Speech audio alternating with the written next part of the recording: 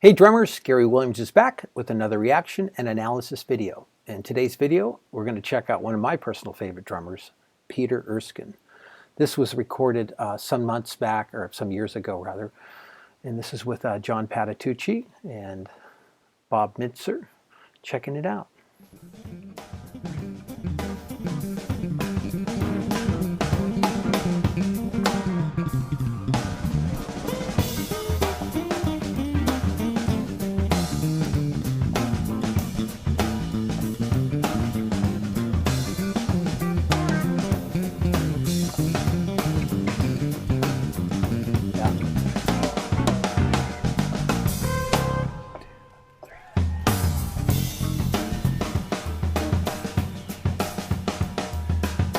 Nice shot. He always sits kind of low, lots of leg work into that higher pitched bass drum tuning.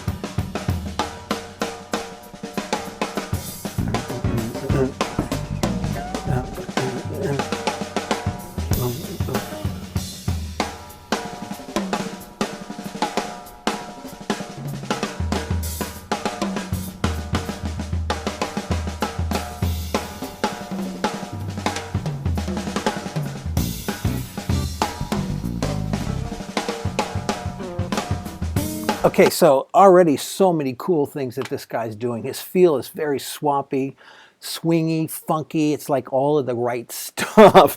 Love the way he's playing. And he's playing over the form with this little vamp that they're going bunk, beat, boot. And you can hear it. When you listen to this guy's solo, you can hear the musical sensibility about his phrasing. Some kind of inverted six-stroke rolls where he's starting on the offbeat. Cool stuff earlier in the solo. Just beautiful handwork. And I just love the way his drums sound. The way he hits it, gets this awesome snare sound. Anyways, I'll shut up. Let's listen.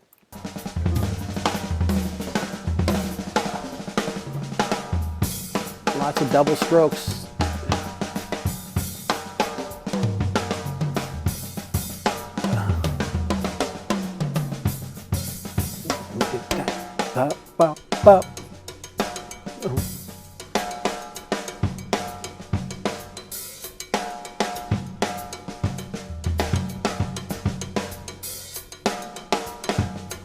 Yes! All right, inverted six-stroke rolls.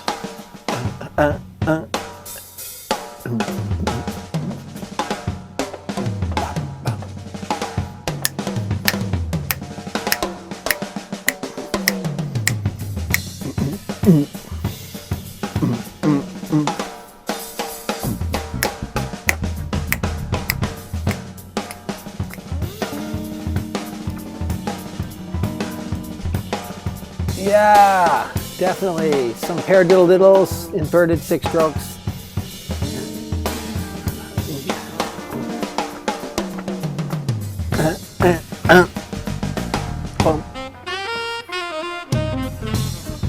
Nice.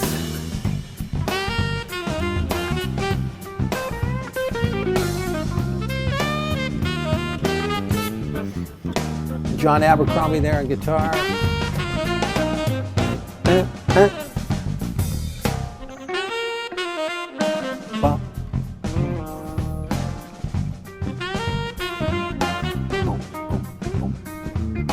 Chill, see,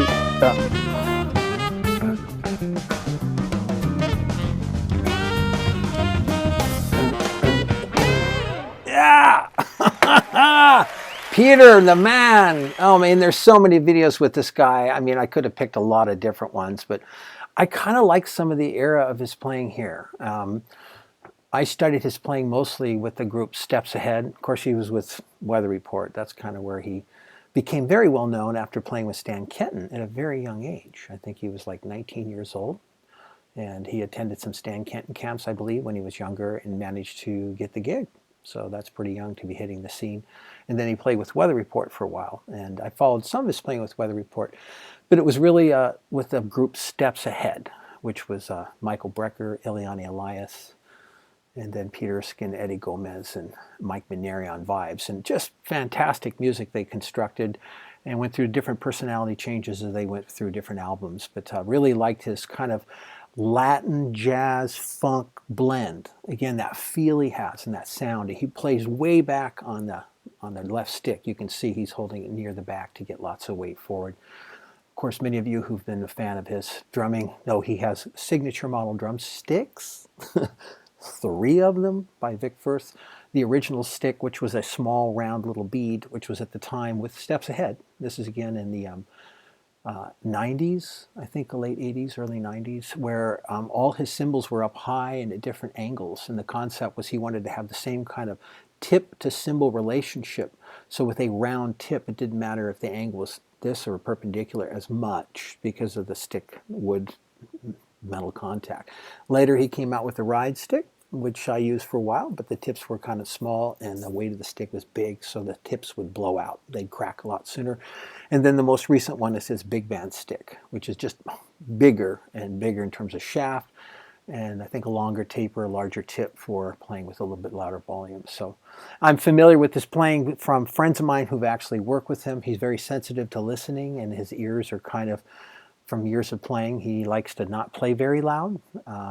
Most of the time, although you could see there he was whacking away, but part of that's just the PA. He just gets a lot of volume from weight, not strength. You can see his arms are coming up and he's just using a lot of body weight to get some of the beautiful sounds he gets. And again, a snare drum rim shot sound is one of my favorite, and just the way he plays, the dynamics, the phrasing, it just is so cool to me. I really, really like his playing. I think at some point I'll probably do a more modern kind of solo that goes off a little bit more, because I love the way he plays in most every situation I've heard him in. And when he solos like great jazz musicians do, he's keeping the form in his soloing, and the melody is undercurrent to some of the ideas that you hear him play. So great hands, real smooth. You can never get enough of Peter Erskine as far as I'm concerned, one of my all-time favorite drummers. So I hope you liked this and got some information out of this. If you did, give me a thumbs up, share it with your friends, subscribe to my channel. If you want some information on lessons or drum set courses, I got that in the text box below, so check that out. And I will see you on the next reaction and analysis video. Until then, have a great day. Take care. Bye-bye.